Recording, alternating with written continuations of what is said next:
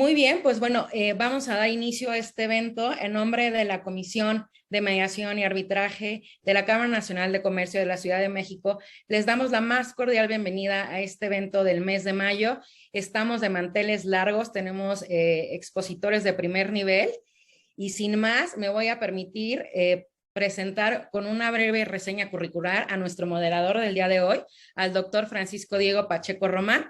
Y una vez que haya hecho la introducción, Francisco, te cedo la palabra para que tú nos hagas el favor de introducir a nuestros expositores. Muchísimas gracias. El doctor Francisco Diego Pacheco Román tiene una licenciatura en Derecho por la Universidad Nacional Autónoma de México, una maestría en Derecho Internacional por el Instituto de Altos Estudios Internacionales y Desarrollo en Ginebra, Suiza, así como un doctorado en Derecho por parte de la UNAM. El doctor Pacheco tiene más de 10 años de experiencia laboral en temas de derecho económico internacional y ha trabajado tanto en el sector público como en el privado. Actualmente trabaja en la Secretaría de Economía, específicamente en la Dirección General de Consultoría Jurídica de Comercio Internacional, oficina encargada de representar al Gobierno de México en litigios comerciales ante la OMC y en procedimientos arbitrales inversionista-Estado en el marco del CIADI del Banco Mundial. Francisco, muchísimas gracias por tu presencia y sin más te cedo la palabra. Muchísimas gracias. Muchas gracias, Andrea. Pues buenas tardes a todos. Para mí es un privilegio estar moderando esta mesa, rodeado de grandes personalidades en el mundo del arbitraje. Evidentemente ninguno de ellos necesita presentación, pero por cuestiones de protocolo procederé a leer una breve reseña de su tan larga trayectoria. Y comenzaré con la maestra Anne Catherine Kettlewell, quien es consejera jurídica en uno de los equipos de gestión de casos del Centro Internacional de Arreglo de Diferencias relativas a inversiones, el CIADI. La maestra Kettlewell formó parte del CIADI del mes de enero de 2011 al mes de enero de 2015 y se reincorporó en el mes de agosto de 2017. Antes de su incorporación al CIADI, la maestra Kettlewell fue asociada en Magallón Abogados, en la Ciudad de México, en Baker & McKenzie, en San Francisco, en Squire Patton Boggs, en Washington, y Arnold & Porter, en Washington también. La maestra Kettlewell posee títulos de la Universidad de California, Berkeley, la Universidad de Barcelona y del Instituto Tecnológico Autónomo de México. Y bien, también nos acompaña la maestra Samantha Ataide, quien es socia en RRH Consultores, despacho en el cual centra su práctica en comercio internacional e inversión. La maestra Ataide comenzó su carrera en la Secretaría de Economía. Por más de 13 años trabajó en la consultoría jurídica de comercio internacional, en negociaciones comerciales, incluidas las del TPP y CPTPP, la Alianza del Pacífico, los tratados de libre comercio México-Perú, México-Centroamérica, México-Panamá, así como procedimientos de solución de controversias inversionista-Estado y Estado-Estado. En septiembre de 2016, la maestra Ataide fue nombrada consultora jurídica y fue la abogada del acuerdo comercial entre México y la Unión Europea. Participó en el acuerdo de modernización del acuerdo comercial entre México y la Unión Europea y también abogada titular de las negociaciones del TEMEC. En ese cargo representó al gobierno de México en diversos procedimientos ante la OMC y arbitrajes de inversión. Ante el CIADI. La maestra Ataide recibió su título de maestría en Derecho de los Negocios Internacionales por la Universidad Complutense de Madrid y tiene título de licenciada en Derecho por la Universidad Autónoma de Coahuila. Finalmente, también tenemos el honor de contar con la participación del doctor Bernardo Cremades, quien es socio fundador de la firma B. Cremades y Asociados, catedrático de la Facultad de Derecho y académico numerario de la Real Academia de Jurisprudencia y Legislación de España. La actividad del doctor Cremades se centra principalmente en el arbitraje comercial internacional y de protección de inversiones. Ha actuado como abogado de parte, coárbitro y presidente del Tribunal Arbitral en más de 370 arbitrajes. Su experiencia profesional en el arbitraje abarca procedimientos ante los principales foros de arbitraje internacional del mundo, incluyendo la Cámara de Comercio Internacional, el CIADI, la Asociación Americana de Arbitraje, el Centro Regional del Cairo para el Arbitraje Comercial, la Comisión de Arbitraje Comercial Internacional de China, la Corte de Arbitraje Internacional de Londres. También ha participado en numerosos arbitrajes ad hoc. El doctor Cremades tiene una dilatada experiencia, especialmente en las áreas de infraestructura, energía y regulación de las inversiones extranjeras. También participa de forma activa en los DABs, Dispute Adjudication Boards, en el sector de la construcción, como un medio alternativo de resolución de conflictos. Destaca su labor como presidente de un DIV referente a la construcción de Barwa City y fue presidente de un DIV en Ecuador en relación con un proyecto hidroeléctrico, además de ser miembro de un DIV para la resolución de un conflicto técnico solicitado por el Estado griego. Pues bien, como saben, el tema de esta plática serán las enmiendas del CIADI. Para ello hemos decidido realizar la siguiente dinámica. Primero, formular una serie de preguntas concretas a los ponentes a fin de que aborden sus respuestas en un lapso de entre 20 y 24 minutos. Y en este sentido, le pediría a la audiencia que, por favor, en el transcurso de la ponencia de cada uno de ellos, se sientan libres de formular a través del chat las preguntas y dudas que tuvieran. Yo me encargaré de recopilarlas y agruparlas a fin de formularlas al final de la sesión. Y iniciaremos la sesión con la intervención de la maestra Herewell y aprovecharemos su involucramiento directo en el CIADI para pedirle que, por favor, nos brinde un panorama general de lo que implicaron las enmiendas del CIADI, es decir, los antecedentes, el contexto, el proceso mismo de enmiendas, los participantes, los resultados y el estatus actual de esas enmiendas. Sé que se trata de una pregunta muy amplia, pero es en beneficio de quienes no estamos familiarizados con el tema, así como para quienes estándolo desconocemos el detalle de todo el proceso. Por favor. Muchas gracias, Diego, y voy a compartir mi pantalla en unos momentos. Si me permiten 2 segundos para poder habilitarlo. Listo. Supongo que ya pueden ver mi pantalla. Está la presentación.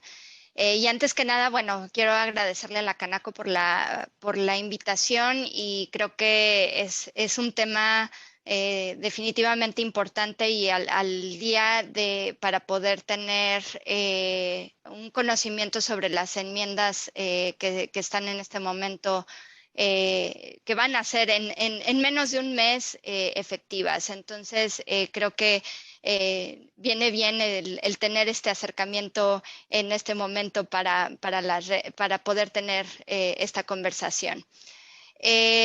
Las enmiendas, el proceso comenzó más o menos en el 2016, cuando en el centro empezamos a ver varias de las pláticas o de las conversaciones que se estaban llevando a cabo en el medio.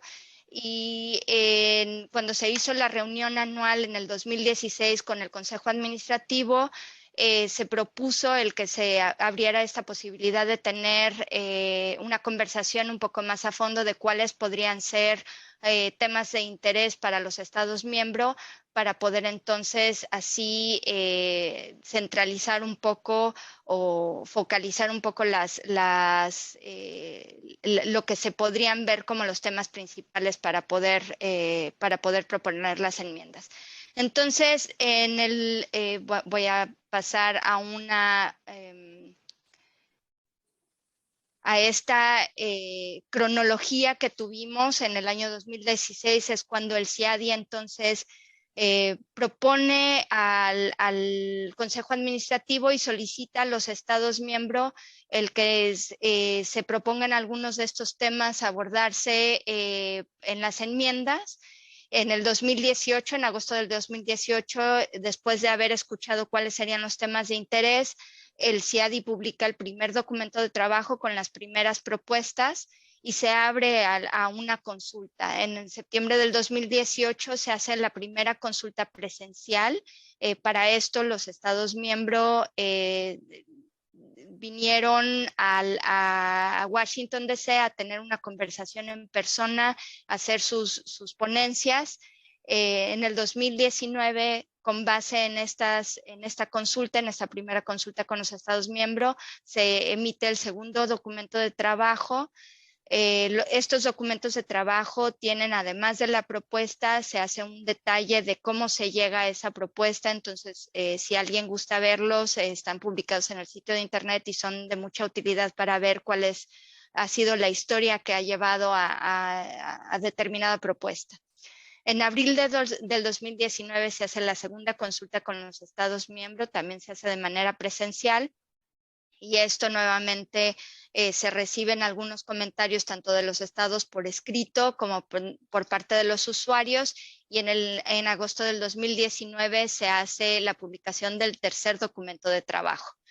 Nuevamente se vuelve a abrir a comentario y en realidad ha sido una conversación bastante nutrida entre el centro de las propuestas y los usuarios para poder llegar a un consenso del texto que debería de finalizarse en las reglas, ¿no?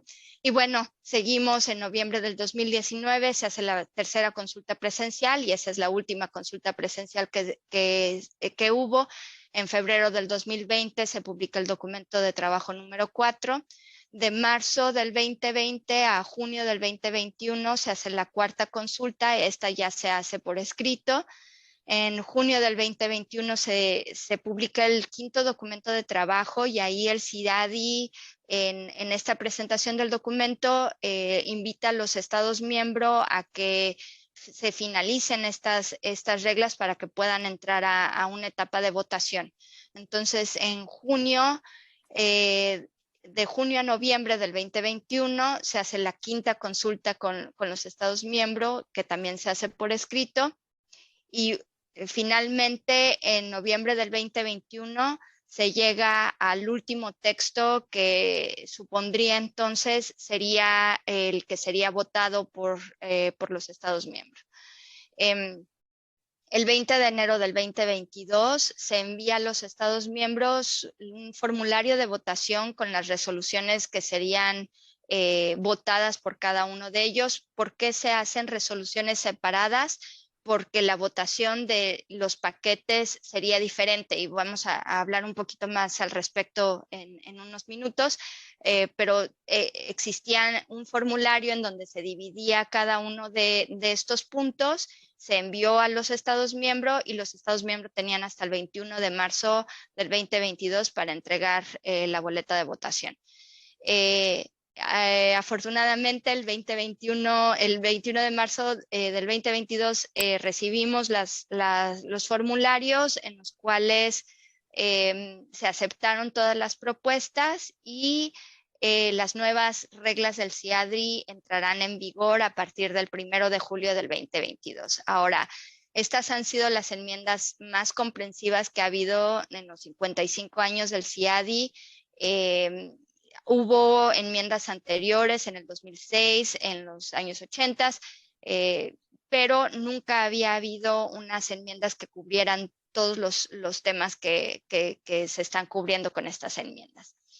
Y pues bueno, como les estaba comentando, si quieren ver algunos de los documentos de trabajo, algunos de los comentarios que se hicieron por los usuarios, todos ellos se encuentran en el sitio de internet del CIADI.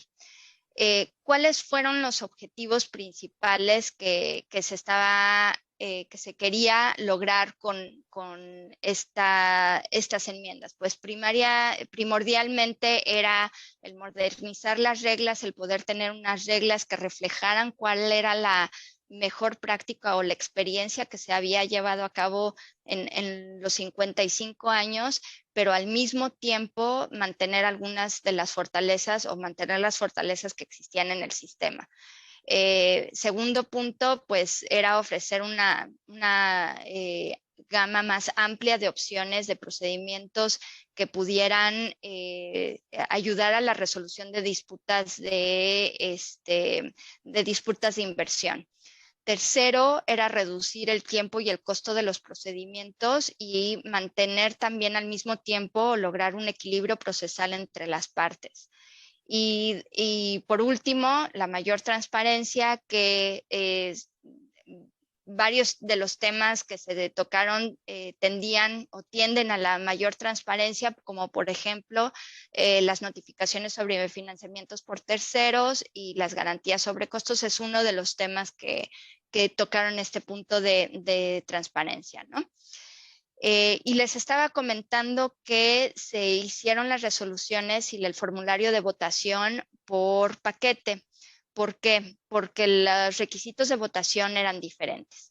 El reglamento y las reglas para los procedimientos regidos por el convenio requerían 2/3 partes de la votación.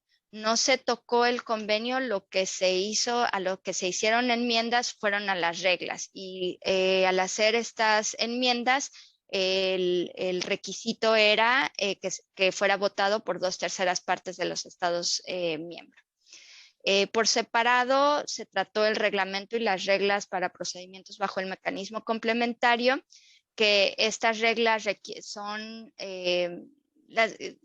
virtualmente son las mismas reglas del convenio, pero tienen distintos requisitos de jurisdicción y que entran entonces dentro de otra esfera. Y bueno, se están proponiendo o se propusieron nuevas reglas y ya van a ser efectivas a partir del 1 de julio.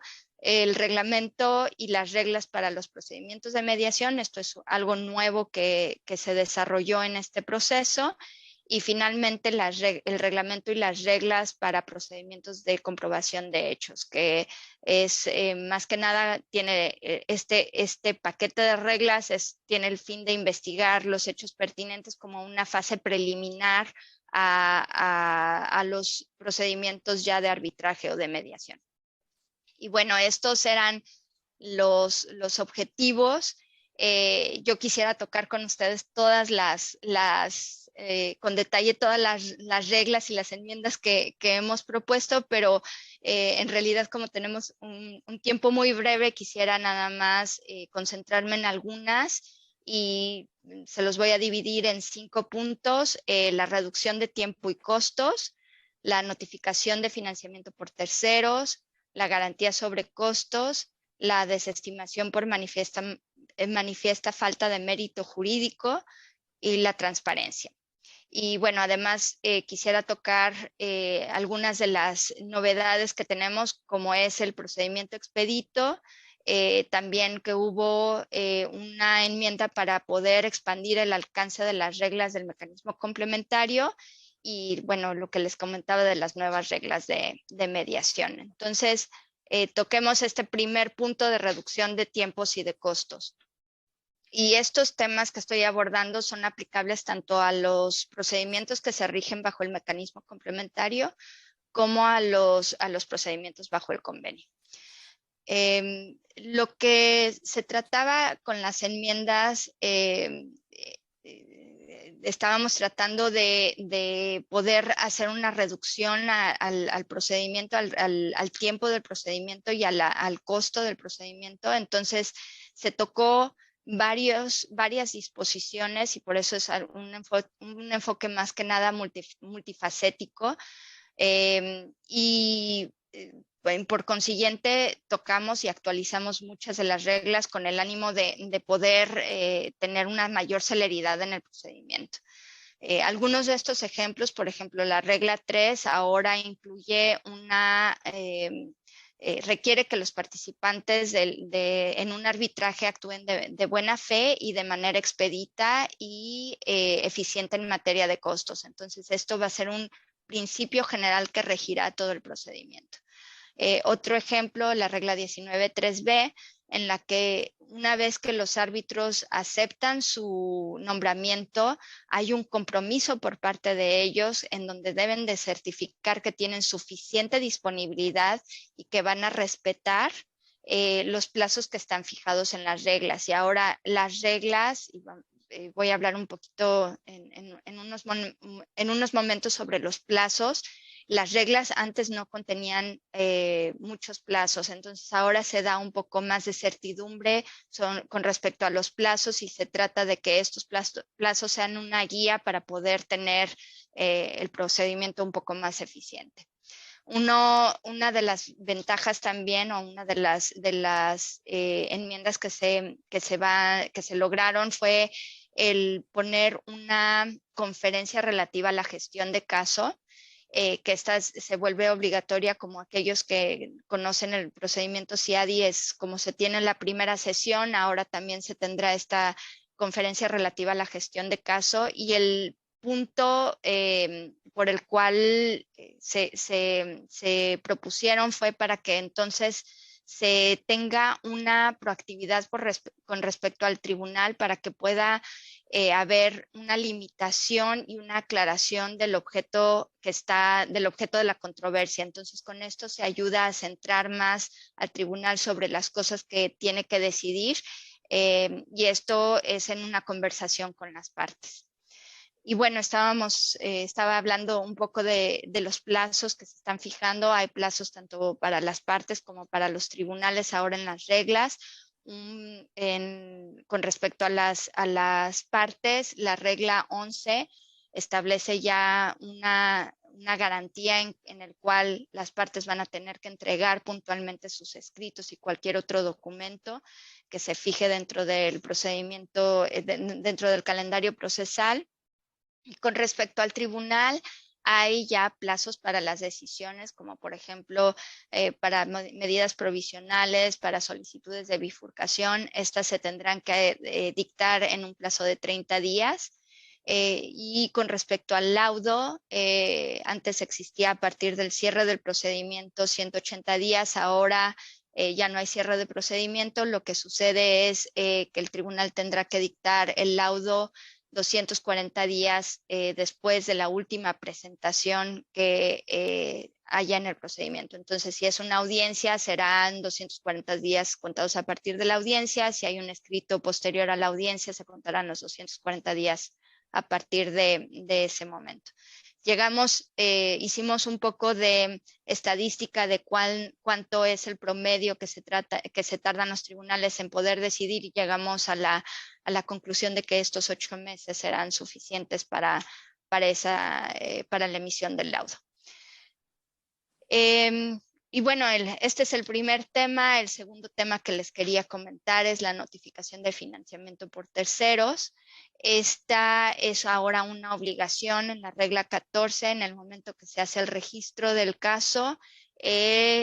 Cualquiera de las partes que esté recibiendo algún tipo de financiamiento, ya sea de manera directa o indirecta, deberá notificarlo y deberá revelar el nombre y la dirección del financiador o de las personas o entidades que estén poseyendo o controlen a ese financiador.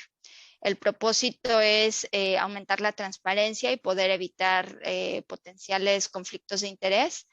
Y el tribunal podría, además, en esta regla 14.4, podría ordenar que se revele también información adicional respecto del acuerdo del financiamiento del tercero financiador, y aquí refiere a la regla 36.3, que es la discreción del tribunal que tiene para que requiera a las partes que se produzcan determinados documentos o de determinada información. Entonces, en un principio esta notificación no obliga a proporcionar el acuerdo.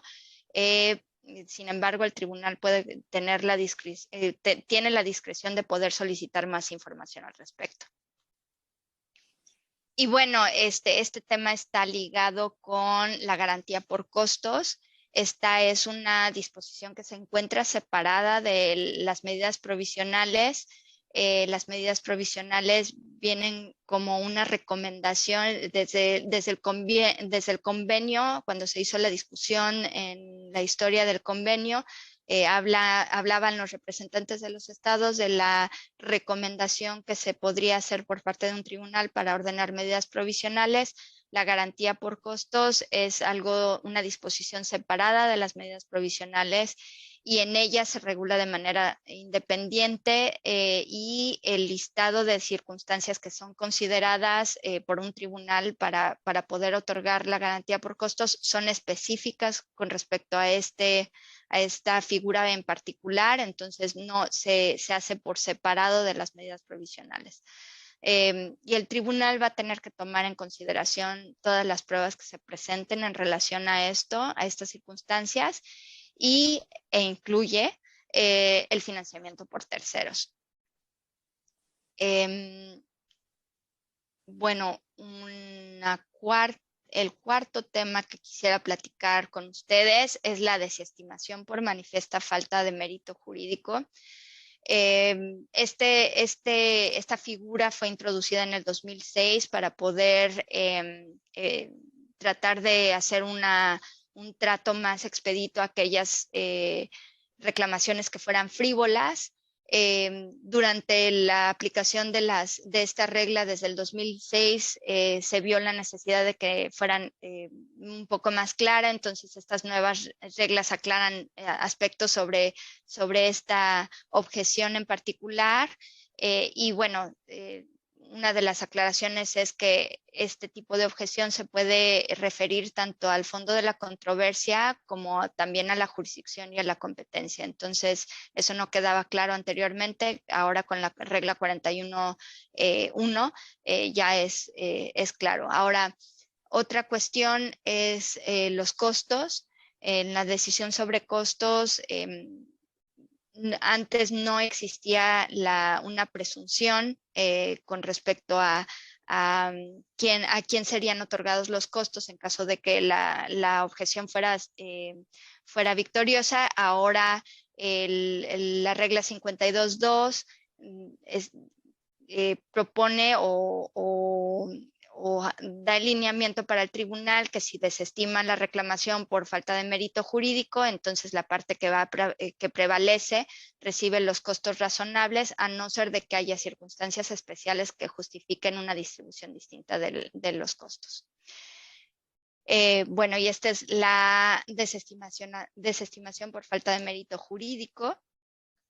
Ahora, con respecto a la transparencia, hay varios cambios, unos de los cuales son que los laudos van a continuar publicándose con el consentimiento de las partes y podría haber supresiones acordadas o tachas acordadas por las partes.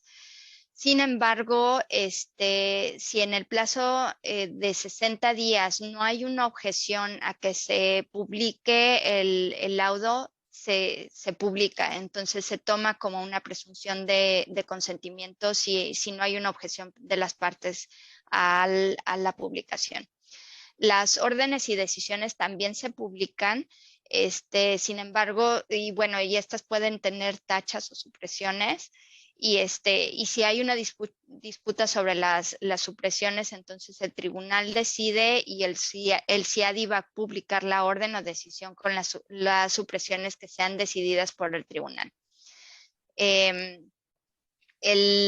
Sobre la confidencialidad, las partes van a poder seguir acordando una confidencialidad de parte o de toda la información que esté dentro del procedimiento.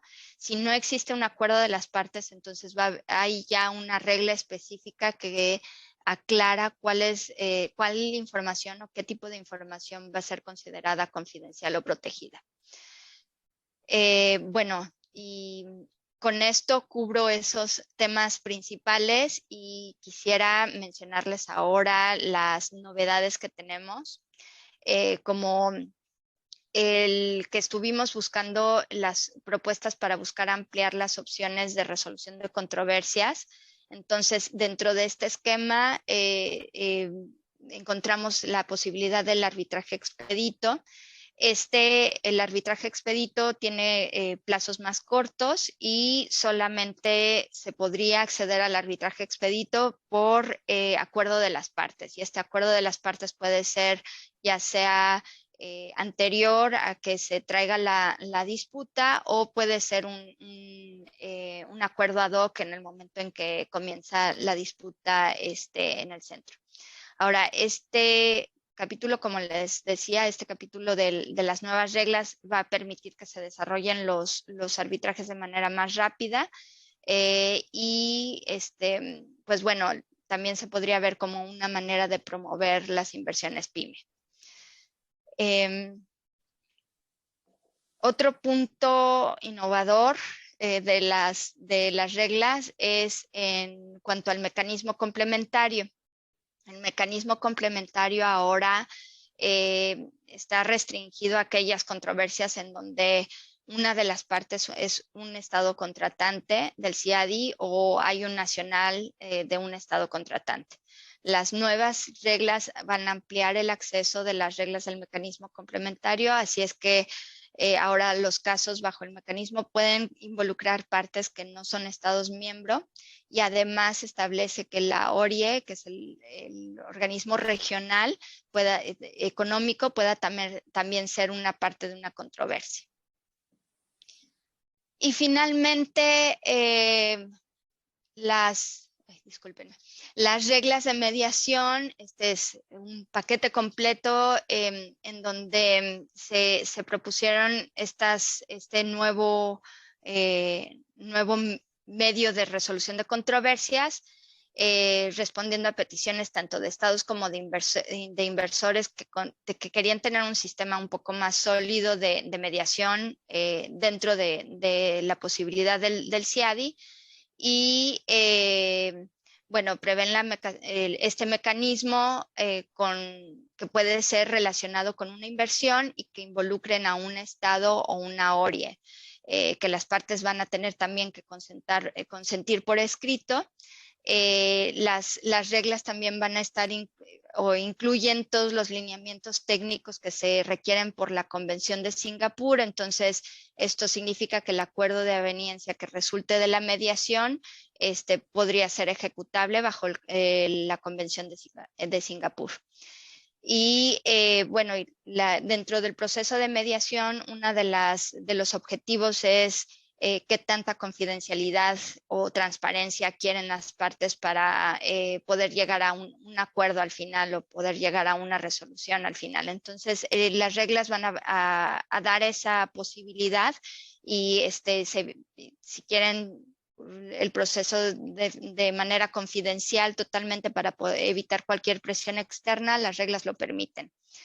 Y bueno, como en cualquier otras reglas de mediación, el mediador bajo las reglas del CIADI no va a tener autoridad para imponer una resolución de la controversia. Y bueno, creo que con esto termino mi presentación y dejo de nuevo la palabra a Diego. Muchas gracias, Catherine, por tu gran exposición y la claridad con la que nos has ilustrado el tema de las enmiendas a manera de introducción y desde una perspectiva muy amplia. A la maestra Ataide. Y justamente hemos escuchado de forma general la referencia a algunas de estas enmiendas y quisiera aprovechar su experiencia como exrepresentante del Estado mexicano. ¿Podría, por favor, compartirnos cuáles de estas propuestas considera que atienden de forma particular las preocupaciones de los estados y explicarnos por qué? Muchas gracias. Gracias, Diego. Antes que nada, buenas tardes a todos y quiero expresar mi agradecimiento a la Canaco por la invitación para participar en este webinar. Para responder a la pregunta, primero me gustaría trazar una línea de tiempo en la que situemos la participación de México en el proceso de las modificaciones a las reglas de arbitraje del CIADI.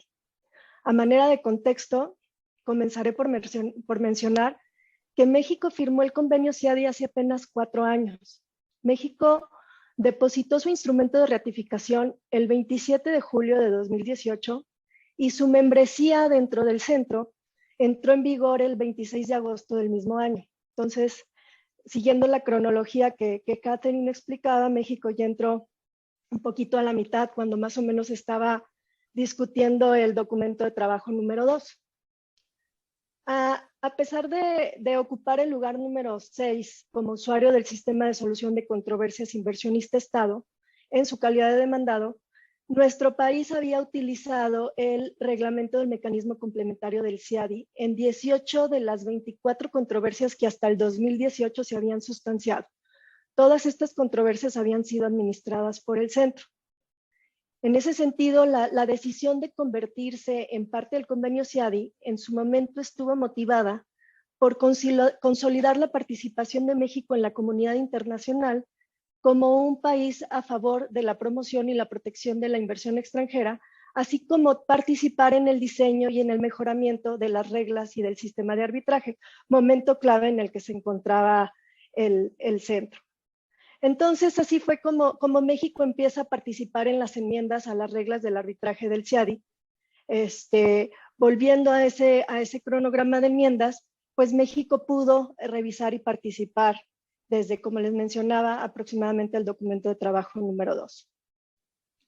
De manera simultánea, también es necesario situar en esa línea de tiempo la participación de México en otros dos procesos de negociación importantes, sobre todo para el tema de inversión. El primero era el proceso de renegociación del Tratado de Libre Comercio de América del Norte, que culminó con el tratado que ahora conocemos entre México, Estados Unidos y Canadá, o TEMEC. Y el segundo, el proceso para la modernización del Acuerdo Global México-Unión Europea. Además de estos dos procesos, también quiero mencionar la participación de México en el Grupo 3 de UNCITRAL, en el cual se discute la reforma del sistema de solución de controversias entre inversionistas y estados. ¿Por qué quiero situar también en esta línea de tiempo? Porque justo dos de los temas que mencionó Catherine, como la financiación por terceros y la garantía por costos, son temas que se trataron en esos procesos y que se van a seguir tratando en el Grupo 3 de UNCITRAL. Entonces, si uno quiere también seguir lo que los estados van a seguir comentando o incluso en un futuro adoptando, pues son referentes estos procesos, al menos en el caso de México y su práctica. En el marco, ya volviendo al marco del proceso seguido ante el CIADI, México se sumó a un grupo de países para presentar comentarios y propuestas conjuntas. Para ese grupo se compartía, por un lado, el propósito que ya mencionó Catherine también, de modernizar, simplificar y agilizar las reglas del CIADI en la medida que ello no afectara la seguridad jurídica ni la equidad procesal, pues desde el punto de vista, en este caso, del Estado, ¿no? Como usuario del sistema. En particular, los temas de interés de México en los cuales fue parte de los proponentes fueron los siguientes, y me voy a referir de manera muy general a los temas más importantes que México persiguió en su momento. A medida que me vaya refiriendo a estos temas, también me gustaría detallar, para beneficio de la audiencia, cómo fueron quedando algunos de estos reflejados en estos procesos de negociaciones a los que me referí anteriormente.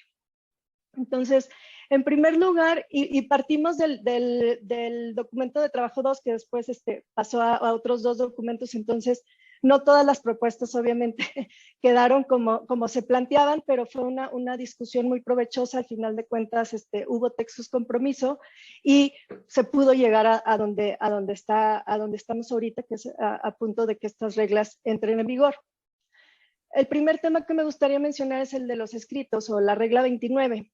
En esta propuesta, pues se refería a la posibilidad de presentar el memorial sobre los méritos o sobre excepciones preliminares en cualquier momento antes de la primera sesión del tribunal, lo cual este grupo de países en los que participaba México consideraba que podía generar una simetría en cuanto al tiempo que disponía cada parte para presentar su caso. Después tenemos el financiamiento de terceros, o contenido en la regla 13.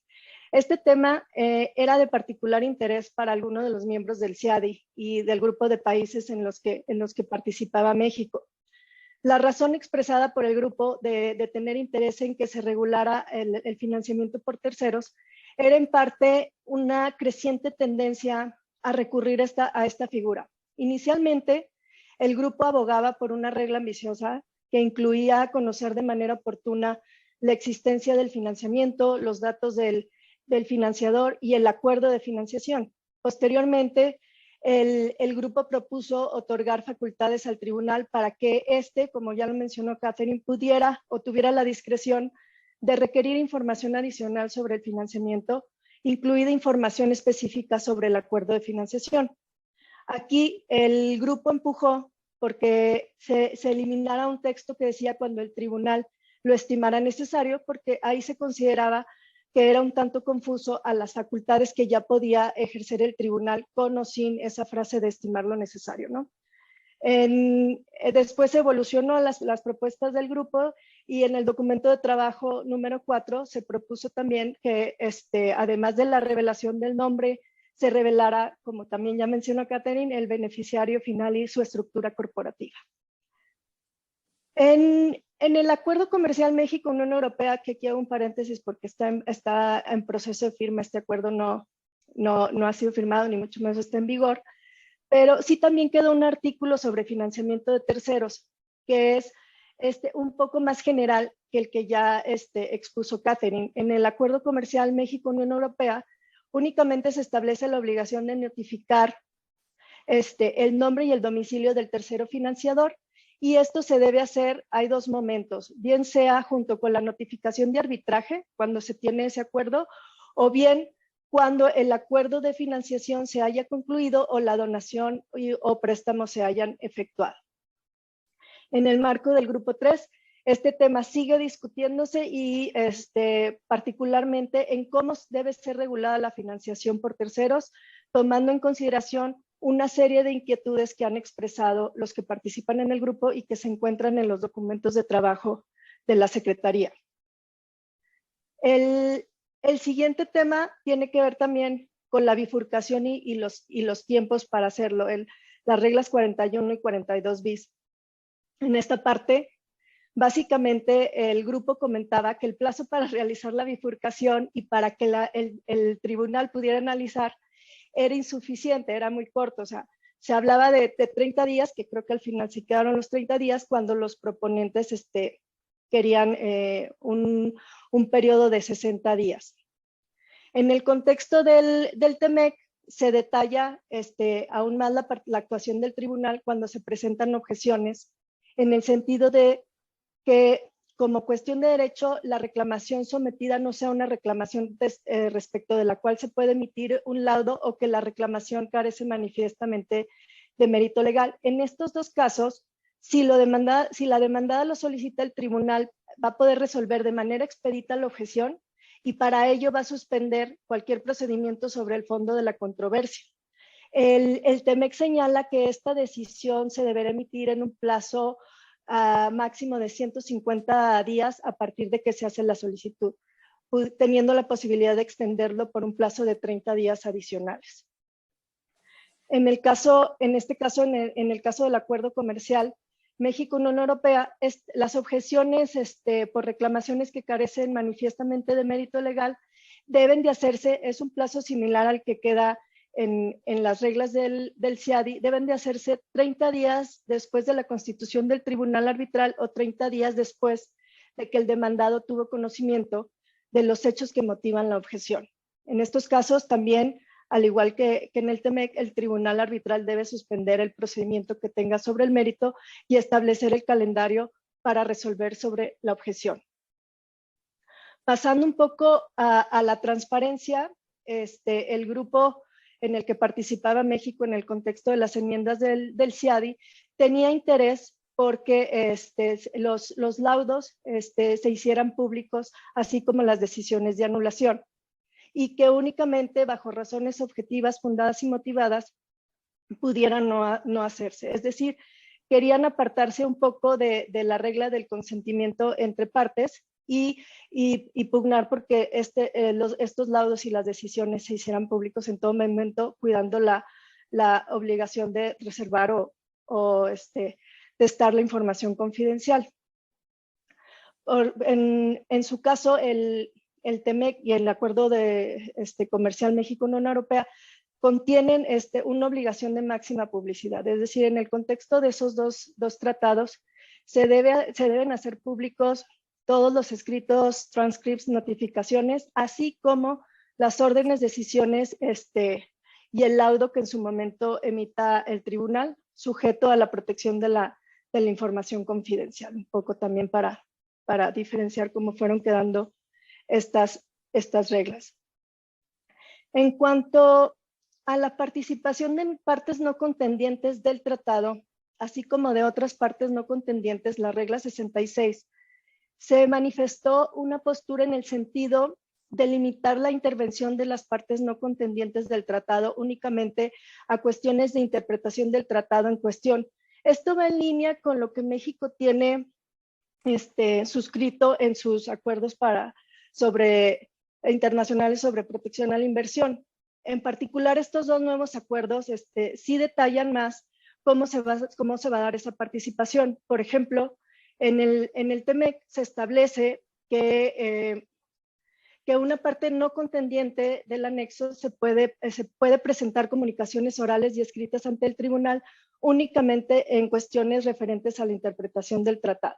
Es decir, de manera similar a lo que ya establecía su antecesor en el Telecam. En cuanto a otras partes no contendientes o lo que se conoce como comunicaciones amicus curiae, ahí sí ya se puede ver de un detalle o clarificaciones que no se tenían antes. O sea, por ejemplo, el TEMEC establece que el tribunal puede aceptar este tipo de comunicaciones después de consultarlo con las partes contendientes y siempre que tales comunicaciones se refieran a alguna cuestión de hecho o de derecho que pudieran ayudarlo a su evaluación y siempre y cuando se encuentren dentro del ámbito de la controversia. En estos casos, el tribunal tiene la obligación de abrirlo a comentar, abrir cualquier comunicación presentada a comentarios de las partes, y quien presenta la comunicación debe identificarse, así como revelar cualquier afiliación directa o indirecta que pueda tener con algún gobierno, persona o entidad, así como revelar si recibió alguna asistencia financiera en la realización de la comunicación. El acuerdo México-Unión Europea va en líneas similares, entonces ahí también tenemos unas clarificaciones adicionales en cuanto a esta participación de partes no contendientes. En cuanto a garantías por costos, la regla 51, el grupo en el que participó México para las enmiendas a las reglas de arbitraje CIADI, proponía la inclusión de la posibilidad de que el tribunal pudiera ordenar de oficio una garantía por costos y que la existencia de una financiación por terceros en aquellos casos en las que lo hubiera no fuera determinante para que el tribunal decidiera o no ordenar la garantía, sino que el tribunal retuviera la facultad de analizarlo y determinar el impacto financiero de dicho financiamiento.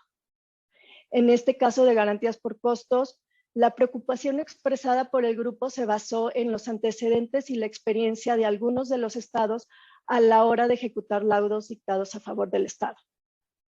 Este tema no se contiene en el TEMEC, pero sí se contiene en el Acuerdo Comercial México-Unión Europea. También hay una disposición de garantía por costos en la que se señala que el tribunal arbitral puede ordenar al demandante la provisión de una garantía si hay motivos suficientes para creer que el demandante sea incapaz de cumplir con un laudo donde se le condene al pago de costas. En estos casos, si la garantía no se hace dentro de los 30 días siguientes a la que es ordenada o en cualquier otro plazo que el tribunal llegara a determinar, el tribunal puede ordenar la suspensión o la terminación del procedimiento arbitral. También, como lo dije antes, este tema también se debate en el seno del Grupo 3 de UNCITRAL, y aquí los países que participan han debatido que el enfoque sea equilibrado, tomando en cuenta los diferentes intereses que están en juego, así como si un enfoque más predecible en cuanto al otorgamiento no de garantías de costos pudiera ser la determinación de que se cumplan ciertas condiciones para que el tribunal pueda ordenar o no esa garantía. Y también los documentos de trabajo han identificado qué condiciones pudieran ser determinantes para decidir o no si se otorgan las garantías por costos.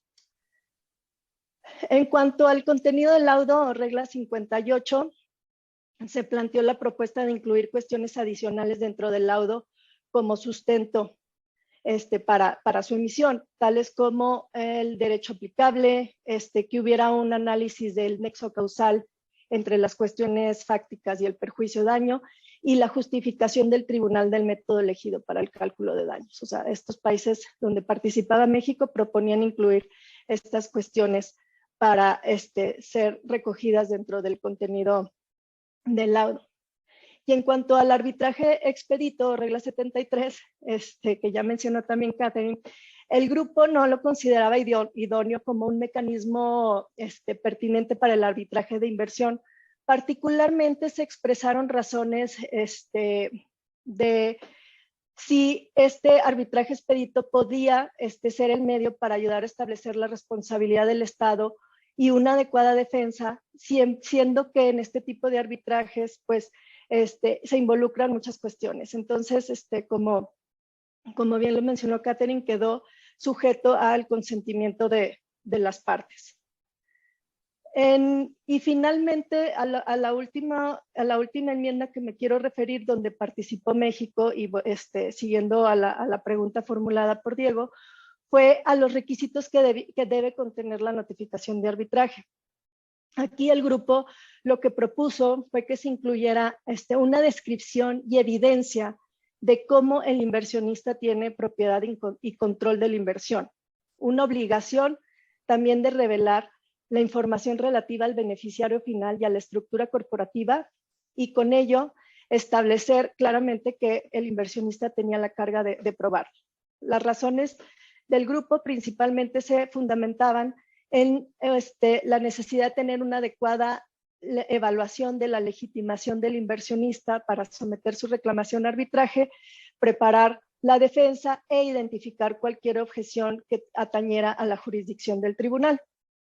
Esto queda reflejado de alguna manera en el TEMEC, que establece que para que el demandante pueda someter una reclamación a arbitraje en representación de una empresa de la cual tiene la propiedad o el control directo o indirecto, debe ser propietario de la empresa o tener ese control en la fecha de la presunta violación y en la fecha en la cual la reclamación es sometida a arbitraje. O sea, un poco hasta ahí fue donde México y al menos Estados Unidos llegaron a clarificarlo, pero en el contexto de las enmiendas a las reglas de arbitraje de CIADI, pues así salía la propuesta del grupo de países en los que participó México.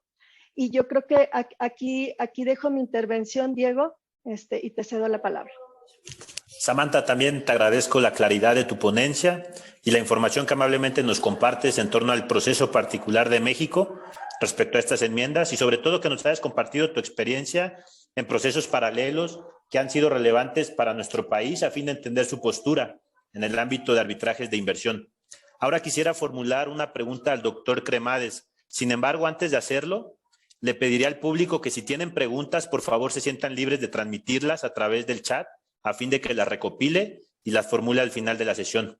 Y bueno, doctor, con base en su amplia experiencia como árbitro y litigante en los procedimientos en materia de inversión, quisiera saber cuál es su opinión respecto de las enmiendas en torno a las nuevas reglas en materia de procedimientos expeditos, las relativas a la participación de partes no contendientes y en general cualquier enmienda que usted estime relevante abordar en este webinar. Muchas gracias. Muchas gracias, Diego, por tu introducción, y muchas gracias a Canaco por la invitación a participar con ustedes en este interesantísimo encuentro sobre las nuevas reglas que, como se ha repetido, van a entrar en vigor en apenas un mes y que, por lo tanto, interesan muchísimo su divulgación y su conocimiento, porque dentro de un mes nos vamos a encontrar con que efectivamente son la normativa aplicable. Yo diría que el contexto en el cual se pone en marcha la modificación de las reglas de CIADI es muy interesante, porque hemos visto tanto Catherine como Samantha nos han detallado los procedimientos que se han discutido, cómo se ha llegado a los diferentes consensos. Es impresionante ver cómo dentro del CIADI pues ha habido hasta 6 documentos, es decir, que ha sido una discusión muy detallada, donde pues los estados han tenido ocasión, y todos los que han intervenido, los operadores en el tráfico de la protección de inversiones, arbitraje de protección de inversiones, pues hemos intervenido mucha gente y se ha escuchado a mucha gente. Es precisamente, yo creo, un modelo de cómo se deben elaborar las normas, con la pregunta a todo el mundo interesado, cómo se ha escuchado, es decir, con gran paciencia. El origen de todo este movimiento para modificar las normas del CIADI se produce ya hace algunos años, cuando había una gran preocupación en el mundo del arbitraje y sobre todo en el mundo de protección de inversiones sobre cómo se estaba desarrollando el arbitraje. El arbitraje de protección de inversiones, en algún artículo famoso del New York Times, se decía que unos señores se reunían escondidas en una habitación de un hotel y que por lo tanto esto producía una indefensión y que los estados en cuestión pues estaban cuestionando la legitimidad democrática de todo este procedimiento de protección de inversiones. Criterio además crítico que no solo se hacía respecto del arbitraje de protección de inversiones, sino que también se aumentaba respecto del arbitraje incluso comercial. Y por lo tanto, yo creo que con esta idea de esa crítica, muchas veces feroz, política, porque el origen de esa crítica provino de algunos estados que se sentían perdedores en el arbitraje de protección de inversiones y habían convencido en una gran discusión intelectual que efectivamente pues había que introducir grandes cambios en el arbitraje de protección de inversiones. Todos recordamos cómo diferentes, no sé, hubo un momento en aquello, estoy hablando de hace 10 años, donde uno ponía la televisión, donde uno escuchaba la radio y todo era una crítica feroz contra el arbitraje de protección de inversiones que se veía como la gran agresión del capitalismo contra las multinacionales, contra los estados y los intereses de los estados. Todo esto, yo creo que el CIADI tuvo la oportunidad de coger la bandera de la modificación de sus estatutos y el resultado pues ha sido estas reglas que entran en vigor el próximo 1 de julio y que realmente es extraordinaria su lectura porque realmente se entra en unos detalles y en unas, además, unas reglas muy bien redactadas, muy bien pensadas en general y por lo tanto yo creo que debemos estar contentos de que efectivamente el mundo del arbitraje haya dado respuesta a este reto que la política internacional le puso al arbitraje internacional. Es decir, el arbitraje ha reaccionado estableciendo reglas muy bien pensadas, muy bien establecidas y en consecuencia que entran en vigor en garantía y seguridad jurídica de todos. Me preguntas sobre 3 temas en concreto que ya han sido abordados tanto por Samantha como por Catherine, pero que yo creo que son 3 temas muy novedosos en la redacción nueva que introducen estas reglas que entran en vigor próximamente. Tanto los escritos de partes no contendientes como participación de una parte no contendiente del tratado como el arbitraje expedito son 3 temas regulados nuevamente en esta novedad y que yo creo que es muy interesante que aparezcan. El tema no es nuevo. Yo recuerdo que, por ejemplo, en el arbitraje de Waste Management, en el primero, pues nos chocó muchísimo que uno de los estados contratantes, es decir, Estados Unidos, quería participar en el procedimiento porque entendía que se estaba cuestionando la interpretación misma del tratado. Y ellos decían, tenemos un interés en que nuestro punto de vista sea expresado. Y recuerdo una sesión muy larga en Washington, D.C., donde la Secretaría de Estado de Estados Unidos, pues efectivamente intervino explicando cómo determinadas interpretaciones que una y otra parte daban al tratado, efectivamente estaban perjudicando no ya los intereses de Estados Unidos, sino en definitiva el futuro del tratado que se intentaba aplicar. Y por lo tanto dijeron, tenemos una legitimación para intervenir y queremos intervenir. Y yo creo que ahora la regla 68 efectivamente da respuesta jurídicamente a ese deseo legítimo de los estados de participar, aunque no sean parte, pero sin embargo de participar en beneficio de una correcta interpretación del tratado.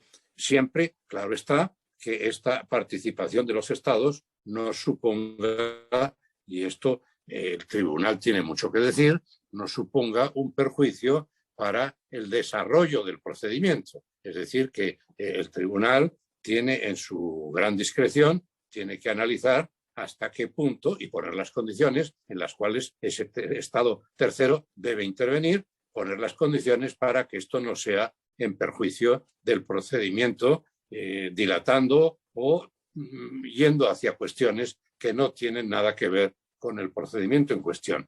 Yo creo que hace bien esta modificación, esta regla del 68 del CIADI para permitir que efectivamente el tribunal ejercite su discreción a la hora de controlar la participación legítima de un Estado para conseguir una interpretación correcta del tratado. Lo mismo sucede en los escritos de partes no contendientes con la nueva regulación que se establece en el artículo 60, en la regla 67 nueva que se introduce. La participación de amicus curiae, esto ya no es una participación en el procedimiento, sino que es la posibilidad de introducir unos escritos para que se tuvieran en cuenta las opiniones de terceros en materia del arbitraje en cuestión. Sobre todo esto se ha planteado en la práctica en el pasado en materia de medio ambiente. Es decir, en materia de medio ambiente es cuando hay organizaciones que en favor y en la protección de ese medio ambiente han querido comparecer y han expresado sus puntos de vista por escrito. De la misma forma, esta regla 67 tiene como base y punto crucial la legitimación de quien se considere interesado en participar, pero al mismo tiempo la discrecionalidad del tribunal que en base a esta regla puede valorar qué interés efectivamente tiene esa parte tercera en intervenir en el procedimiento, ver de qué forma esa intervención es eficaz o no eficaz para los puntos en discusión. Es decir, en definitiva, esta nueva regla 67 lo que permite es legitimar la discreción del tribunal en la hora de permitir ese acceso de terceras personas al procedimiento arbitral para que si el tribunal en su discreción, de la misma forma que pasaba con terceros estados intervinientes, en su discreción pone reglas, pone una conducta y pone unos límites, no se pueda decir que hay una violación del due process. Es decir, que en definitiva es la legitimación del tribunal para hacer unas reglas de comportamiento dentro de esa intervención de terceros. En lo que hace relación al arbitraje expedito, esto yo comprendo muy bien la gran duda que hubo sobre admitirlo o no admitirlo como regulación especial. Yo creo que en los arbitrajes, por lo menos en que estamos acostumbrados a participar hasta el momento presente, el arbitraje expedito no tenía cabida. Y no tenía cabida porque los arbitrajes de protección de inversiones eran, yo diría, el Rolls Royce del arbitraje. Es decir, son unos procedimientos realmente complejos, complicados, donde ya desde entrada con las oposiciones y la solicitud de bifurcación que solicitan sobre todo los estados y después, como consecuencia de esta bifurcación, las excepciones que los estados suelen poner a la hora de admitir la jurisdicción, pues todo esto hace que un arbitraje expedito no sea algo muy corriente en el tipo de arbitrajes que estamos acostumbrados. Se ha dicho con razón, Catherine, que se ha pretendido con la introducción del arbitraje expedito dar una puerta abierta a la pequeña y mediana empresa en materia de protección de inversiones. Ahora bien, ¿es esto realista? Yo no lo sé. Es decir, una pequeña empresa no se mete en un arbitraje de protección de inversiones contra un Estado soberano. Es decir, que no lo sé, el tiempo dirá hasta qué punto se van o no utilizar este procedimiento expedito.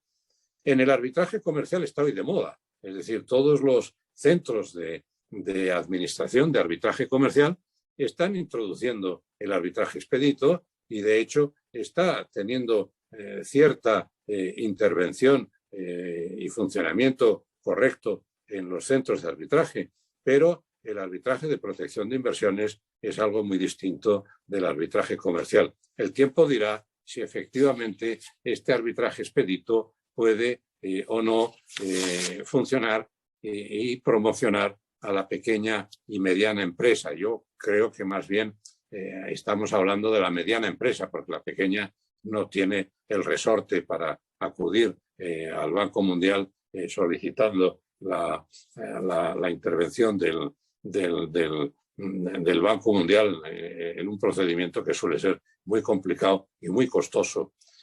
Todo esto, al final, pues lo que viene a decir el arbitraje expedito, pues es acortar plazos, es dar prioridad al arbitraje por un árbitro sobre, en caso de que se pueda, sobre el arbitraje de 3 personas, acortar plazos, acortar también el procedimiento para que los árbitros acepten con una limitación de plazo. Es decir, en definitiva, dar mayor celeridad en la medida de lo posible. Pero precisamente esa celeridad es lo que a veces en un arbitraje complicado de protección de inversiones no es posible. Y por esto hace muy bien la regla final cuando, siendo realista, dice regla 86, acuerdo para dejar de tramitar el arbitraje de manera expedita. A veces el optimismo de las partes dice, no, este es un tema, aunque sea de protección de inversiones, sencillo, vamos a pactar un arbitraje expedito. Luego, cuando empiezan a funcionar los peritos, los dictámenes, los testigos, etcétera, etcétera, yo creo que esto, al final, pues las partes llegan al convencimiento de que todas estas restricciones en favor de la, digamos, rapidez del arbitraje expedito, pues yo creo que a veces hay que cuestionarlo. Yo lo que sí me gustaría es, para terminar, llamar un poco la atención de la necesidad que hay del arbitraje, que inicialmente fue un arbitraje artesanal, donde el arbitraje, pues efectivamente se reunían las partes, nombraban a los árbitros de confianza, se desarrollaba un procedimiento arbitral ciertamente artesanal y se llegaba a una conclusión por un laudo de forma, digamos, convenida por las partes. Hoy el arbitraje y más el arbitraje de protección de inversiones se ha convertido en una gran industria. Es decir, vemos que se repiten en el procedimiento arbitral 1, 2, 3, 4, 5 veces las mismas historias. Cuando se inicia el arbitraje, ya en la notificación se comunica después, hay un turno de presentación, demanda, de contestación, de réplica, de dúplica. Después los abogados nos encargamos de redactar la intervención de los peritos, de los testigos, etcétera, que vuelven a repetir otra vez la misma historia. Después vamos otra vez a la audiencia, que se pide audiencia de 3, 4 semanas para volver a repetir lo mismo. Los laudos son laudos de 500 páginas que repiten una y otra vez.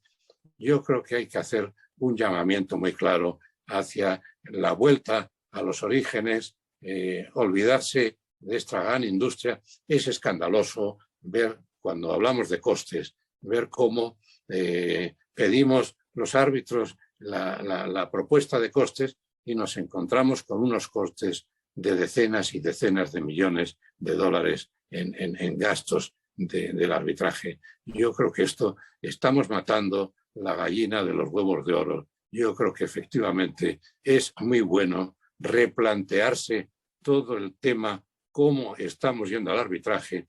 Y yo no sé si estas reglas, que son tan buenas, tan bien hechas, tan bien pensadas, no van precisamente en la dirección contraria. Es decir, son unas reglas muy detalladas y, por lo tanto, como tal, pues permiten mayores complicaciones a la parte o a los abogados que no van de esa buena fe que exige la regla número 3, porque normalmente esa buena fe es un buen deseo que no siempre lo estamos viendo en materia de arbitraje.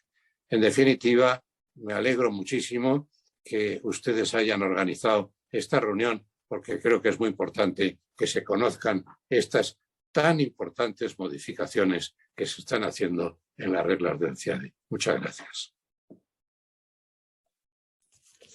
Doctor Cremades, mi mayor agradecimiento y reconocimiento por su intervención y la explicación que nos ha brindado respecto a los temas que abordó. Nos ha quedado clara la importancia que revistió todo este proceso participativo y la manera de adoptar esta nueva normativa. Por ello, y ante la inminencia de la entrada en vigor de todas estas reglas, coincidimos en que se vuelve evidente la relevancia de conocer con mayor detalle todas estas enmiendas y también nos sumamos a su llamamiento a los orígenes del arbitraje, olvidándonos del carácter industrial en el que se ha convertido. Y bueno, no he visto ninguna pregunta en el chat, pero si hay alguien que quisiera formular alguna, le pediría que por favor levante la mano y lo haga.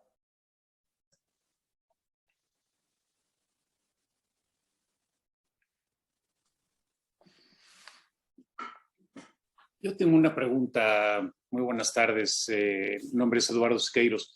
Tengo una pregunta para cualquiera de los tres expositores, que por cierto los felicito, y mi reconocimiento además para el doctor Cremades, que seguramente está en su domicilio en Madrid y son 7 horas más allá. Entonces, el sacrificio de participar en este webinar es doble para él, o triple tal vez. Muchas gracias. Mi pregunta es, esta modificación de reglas entra en vigor el 1 de julio, pero ¿se aplica o hay alguna disposición? Porque no recuerdo haberla advertido y tal vez ha sido por falta de destreza de mi parte. ¿Empiezan a aplicar a los arbitrajes que ya están en curso o algunas de sus disposiciones modificadas, o entrarán en vigor para los arbitrajes que inicien a partir del 1 de julio? Porque hay algunas disposiciones muy interesantes que podrían tener relevancia para arbitrajes que están iniciando o están a medio curso. Gracias. Sí, pues adelante, ¿quién? Le daríamos la palabra a Catherine, que es la que desde el centro puede responder a esa cuestión del doctor Siqueiros sobre el derecho transitorio. Muy buena pregunta. Bueno, la regla 1 precisamente dice: estas reglas se aplicarán a cualquier procedimiento de arbitraje tramitado en virtud del convenio sobre el arreglo de diferencias relativas a inversiones entre estados y nacionales de otros estados, de conformidad con el artículo 44 del convenio. Entonces, en realidad, no hay un momento de aplicación inmediato. Realmente depende del consentimiento de las partes. Si las partes acuerdan que estas reglas serán aplicables a su procedimiento, entonces estas serán aplicables en un futuro. Estas definitivamente no tienen una aplicación retroactiva, no aplicarán a los procedimientos que se han estado llevando a cabo. Sin embargo, puedo comentar que dentro de los procedimientos que hemos visto, sí definitivamente se ha traído a colación lo que ha sido todo este proceso de enmiendas, y en argumentos de las partes, de hecho, se han utilizado algunas de las cuestiones que han sido debatidas dentro de los documentos de trabajo, y bueno, se ha llamado la atención a que ahora las nuevas reglas dicen esto. Entonces a pesar de que las reglas no han sido aplicadas inmediatamente, las enmiendas, el proceso de enmiendas sí se ha visto reflejado en los procedimientos, sí hemos visto cómo dentro de los argumentos de las partes sí han permeado. Claro, pues es precisamente ese reflejo de que estamos viendo cuál es la práctica que se ha llevado a cabo durante todos estos años. Entonces, pues en realidad es nada más estábamos plasmando en papel lo que había estado sucediendo. Entonces, con respecto a los procedimientos anteriores, no van a aplicar. Con respecto a procedimientos en futuro, dependerá del acuerdo de las partes. Yo diría que fundamentalmente, contestando a la pregunta del doctor Siqueiros, que es el sentido común el que debe intervenir. El sentido común dice que efectivamente los procedimientos en marcha se rigen por la normativa, por las reglas existentes en el momento en que empiezan, pero tampoco con firmeza. Es decir, por ejemplo, vamos a poner el ejemplo de la regla 14. Yo, en algún procedimiento de arbitraje de protección de inversiones, he preguntado a las partes que me dijeran si había o no había financiación de terceros. Y en algunos casos me han dicho que no querían contestar esa pregunta. No lo sé si ahora, aunque la regla 14 empiece cuando ya yo creo que esa contestación no la podrían dar. No lo sé. Me pregunto si con arreglo del sentido común esa regla 14 le obligaría a la parte a contar si hay o no hay financiación de tercero.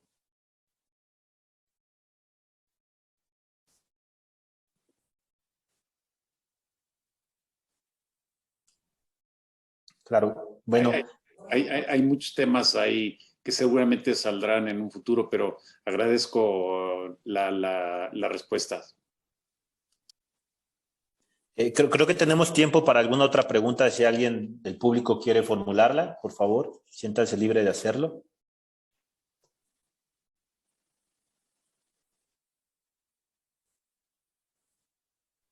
Bueno, creo que no hay. ¿Sí? Yo le preguntaría a nuestro coordinador, a Diego, que conoce bien, ¿cuál es la situación de México hoy en materia de arbitraje de protección de inversiones? ¿Cuál es la participación activa de México en diferentes procedimientos ante el CIADI? Pues la verdad es que vivimos una etapa, digamos, muy compleja porque tenemos muchos procedimientos abiertos. La cantidad es enorme. La oficina no es muy grande o no es tan grande como quisiéramos para poder hacer frente a todos ellos. Sin embargo, me parece que estamos realizando una importante labor y estas enmiendas vienen muy bien, sobre todo por los temas que se abordan y algunas de las preocupaciones que tocan. Por ejemplo, este tema precisamente de financiamiento de terceros es algo cada vez más recurrente en estos procedimientos y pues actualmente no hay nada, o sea, que tengamos cierta certeza o certidumbre que ahora nos brindarán estas nuevas reglas. Y bueno, considero que lo expuesto por cada uno de ustedes pues nos permite vislumbrar justamente la relevancia de todas las enmiendas en el ámbito del arbitraje inversionista de Estado. Y si no hubiera más preguntas, a mí solo me restaría agradecer también. Perdón, Diego, hay una pregunta en el chat de Orlando Cabrera, si quieres leerla. Claro, ya la vi. Pregunta y es dirigida para Catherine. Es un procedimiento CIADI cuesta aproximadamente 800,000 y 1,300,000. ¿Cuánto costaría un procedimiento expedito? Ok, los precios. La pregunta es básicamente cómo se distingue los precios entre un procedimiento y el nuevo procedimiento expedito. Bueno, esa es también otra pregunta muy interesante y difícil de contestar en el sentido en que estos rangos, un rango de entre 800,000 y $1,500,000 tiene que ver más que nada con la complejidad del caso. Entonces, se tiene que tomar en consideración si hay varios idiomas del procedimiento, si las partes realizan varias solicitudes al tribunal y bueno, y de eso depende de qué tan complejo es el caso para que el tribunal esté resolviendo estas preguntas. Entonces, no podría decir si con certidumbre hasta que lo veamos, ahora sí que en práctica, con certidumbre qué tanto se reduciría el costo con el procedimiento expedito. Sí, definitivamente uno de los objetivos de poder tener este tipo de regla o de reglas, de conjunto de reglas, es precisamente para reducir el costo, pero el porcentaje no podríamos saberlo sino hasta que lo veamos en práctica. Gracias. Bueno, creo que ahora sí no hay más preguntas, entonces solo agradezco a la Canaco también por la organización e invitación a este webinar, que como se mencionó viene muy bien, da la eminencia de la entrada en vigor de estas enmiendas y cedería la palabra nuevamente a la licenciada Andrea Horta. Muchísimas gracias, Diego. Muchísimas gracias a nuestros expositores. Muy clara e interesante este evento y la discusión que hubo. Y bueno, no me resta más que agradecer a los expositores y a todos los participantes por su tiempo y nos vemos en el siguiente evento de la Comisión de Mediación y Arbitraje de Canaco. Muchas gracias. Muchas gracias. Hasta luego. Muchas gracias.